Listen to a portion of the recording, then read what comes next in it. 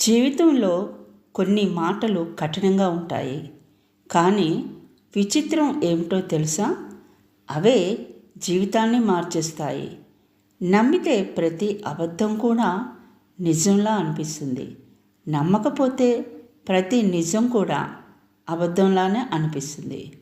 నటన ముందు నిజాయితీ ఎప్పుడూ ఓడిపోతూనే ఉంటుంది.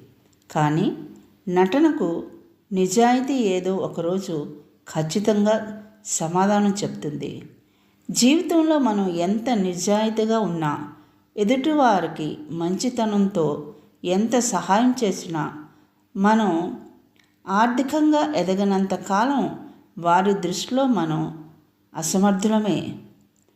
ఎదురుపడితే పలకరించే వాళ్ళు ఎంతమందైనా ఉంటారు. కానీ ప్రతిరోజు గుర్తుపెట్టుకుని మనల్ని పలకరించే వాళ్ళు ఉండడం మన అదృష్టం. పోటీ లేని గెలుపు, కష్టపడకుండా వచ్చే డబ్బు, నమ్మకం లేని బంధం జీవితంలో ఎప్పటికీ తృప్తిని ఇవ్వవు. నిజాయితీగా ఉండు, కానీ నిందలు వేస్తే మాత్రం పడకు. మౌనంగా ఉండు, కానీ అవతల వాళ్ళ మాట అంటే మాత్రం పడకు. నీకు విలువలేని చోట ఎప్పుడు నోరు తెరవకు. అవసరం ఉన్న చోట ఖచ్చితంగా వాదించు. మన వలన ఒకరు సంతోషంగా ఉన్నారంటే అదే మన వ్యక్తిత్వం.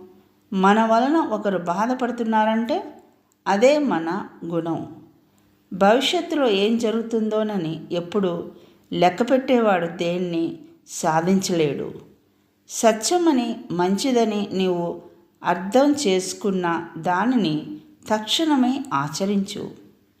ఇతరుల జీవితాల్లో నిన్ను పోల్చుకోకు. నువ్వు వారిలా ఉంటే నీకంటూ సొంత జీవితం ఏముంటుంది?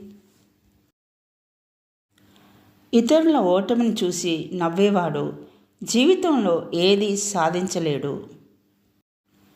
మనిషి ఎంత మూర్ఖుడు అంటే ఎదుటివాడు కష్టాలు చెప్పినప్పుడు నవ్వుకుని తనదాకా రాగానే గగ్గోలు పెట్టే అంతగా.